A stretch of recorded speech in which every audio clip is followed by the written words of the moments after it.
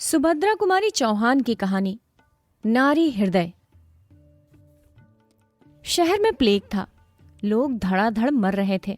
बीमारी भी ऐसी थी, बीमार पड़ते ही लाश निकलते देरी न लगती। सब लोग शहर छोड़ छोड़कर बाहर बंगलों में या झोपड़े बनाकर रहने के लिए भागने लगे। ना चाहते हुए भी मुझे भी शहर छोड़ना पड़ा। मुझे यहाँ से भागना अच्छा न लगता था। घर में मैंने सबको प्लेग का टीका लगवा दिया था और शाम को 5-5 बूंद प्लेग क्योर भी पिला दिया करता था। इच्छा थी कि शहर में ही बना रहूं। कौन यहाँ से वहां भागने की झंझट करे। वैसे ही खर्च के मारे हैरान था। फिर और लोगों की तरह मैं झोपड़ा बनाकर भी तो न रह सकता था। वकालत की शान में फर्क न पड़ जाता। रहना तो मुझे बंगले पर ही पड़ेगा, और इन दिनों बंगले के मालिकों का दिमाग तो 7वें आसमान पर ही रहता है। 175 और 50 से नीचे तो वो बात ही नहीं करते।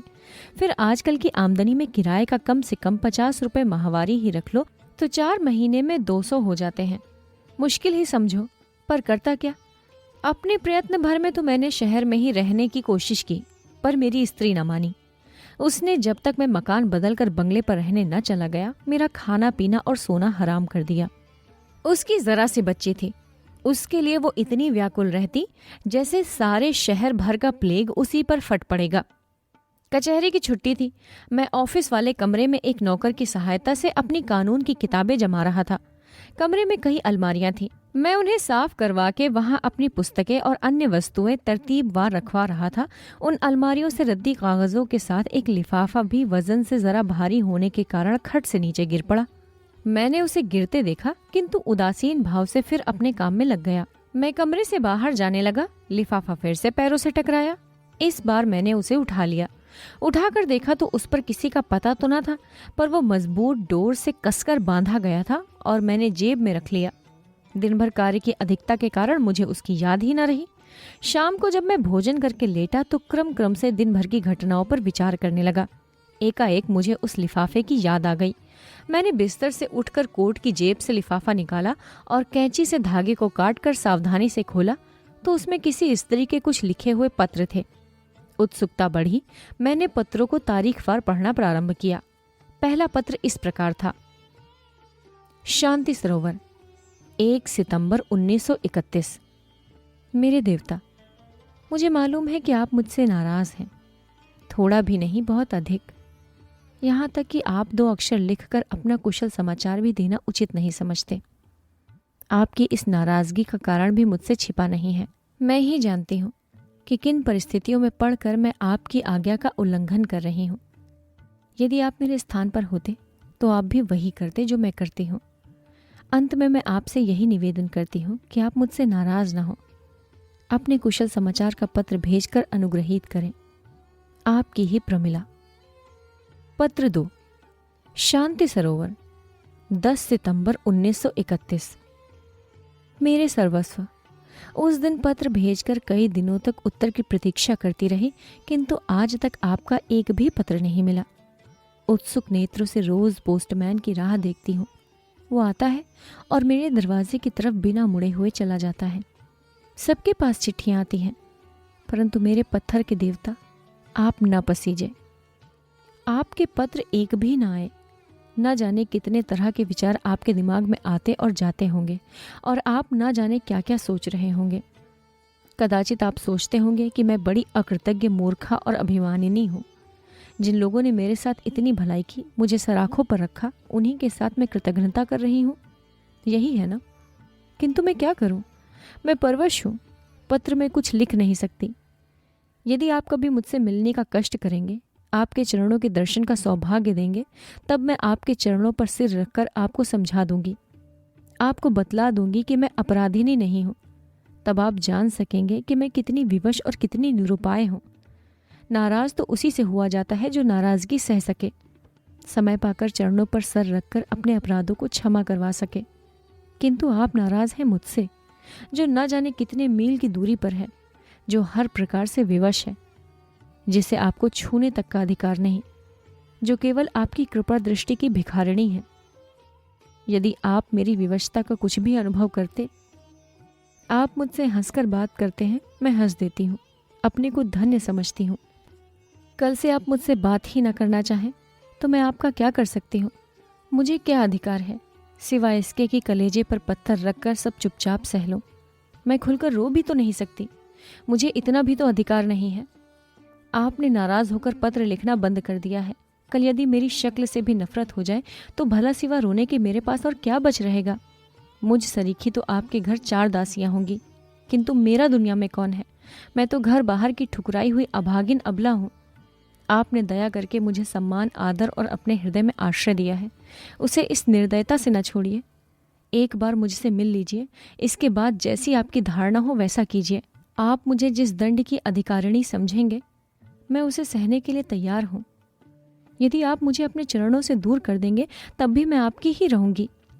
समाज की आंखों में नहीं, अपनी और परमात्मा की आंखों में।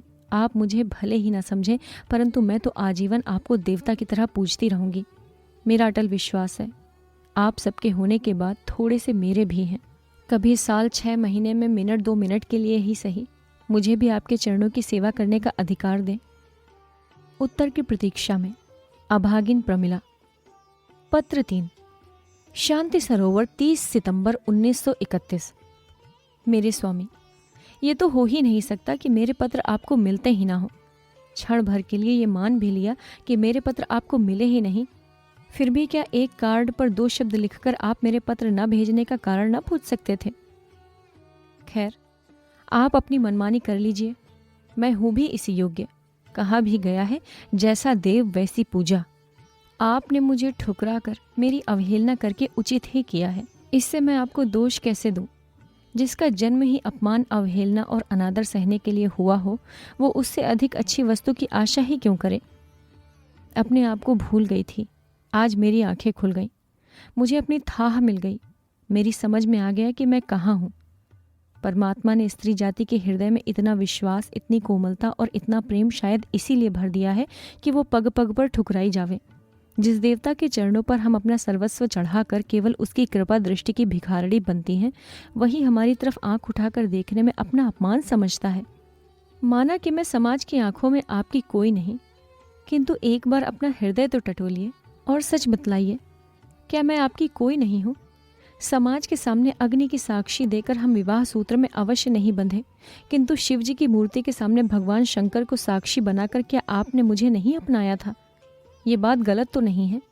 मैं जानती हूँ कि आप यदि मुझसे बिल्कुल न बोलना चाहें, किसी तरह का भी संबंध न रखना चाहें, तब भी मैं आपका कुछ नहीं कर सकती। यदि किसी से कुछ कहने भी जाऊं तो सिवा अपमान और तिरस्कार के मुझे क्या मिलेगा?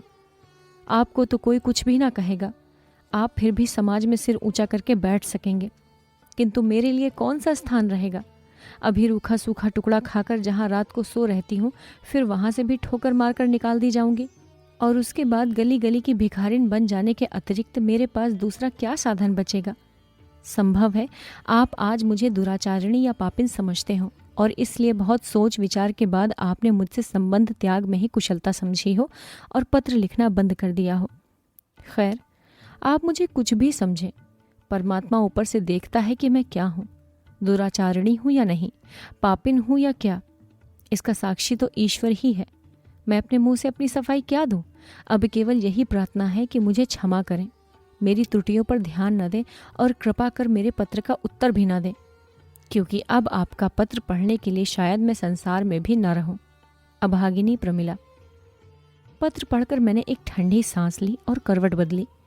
देखा, न जाने कब से मेरी स्त्री सुशीला मेरे सिरहाने खड़ी है। मुझे देखते ही वो भागी। मैंने दौड़कर उसकी धोती पकड़ ली और उसे पलंग तक खींच लाया। उसे जबरन पलंग पर बैठाकर मैंने पूछा, तुम भागी क्यों जा रही थी? तुम बड़े कठोर हो, उसने मुंह फेरे फेरे उत्तर दिया। क्यों? मैंने उसका मुंह अपनी तरफ फेरते हुए कहा। मैं कठोर कैसे हूं? अपनी आंखों से आंसू पोंछती हुई वो बोली, यदि तुम निभा नहीं सकते थे तो उस बेचारी को इस रास्ते पर घसीटा ही क्यों? मुझे हंसी आ गई। हालांकि प्रमिला के पत्रों को पढ़ने के बाद मेरे हृदय में भी एक प्रकार का दर्द सा हो रहा था। मुझे स्त्रियों की असहायता, उनकी विवशता और उनके कष्टों से बड़ी तीव्र मार्मिक पीड़ा हो रही थी। मैंने किंचित मुस्कुरा कर कहा, पगली, ये पत्र मेरे लिए नहीं लिखे गए हैं। उसकी भवें तन गईं। बोली, तो भला छिपाते क्यों हो? मैं क्या बुरा मानती हूं? बुरा मानती जरूर, यदि मैं प्रमिला के पत्र ना पढ़ चुकी होती। पत्र पढ़ने के बाद तो मुझे उस पर क्रोध के बदले दया ही आती है। यदि तुम मुझे उसका पता बता दो तो मैं उसे यहाँ लिवा लाऊं। बेचारी का जीवन कितना दुखी है। मैंने कहा, भला मैंने तुमसे कभी झूठ बोला है? ये पत्र मुझे आज ही इस कोठरी में रद्दी कागजों में मिले हैं। जिस लिफाफे में ये बंद थे वो भी ये है, देखो। कहते हुए मैंने लिफाफा उठाकर सुशीला के सामने रख दिया। सुशीला ने एक बार लिफाफे की ओर और फिर मेरी ओर देखते हुए कहा, तुम्हें क्या, पुरुष मात्र ही कठोर होते हैं। सुभद्रा कुमारी चौहान की कहानी नारी हृदय। कथावाचक सोनम।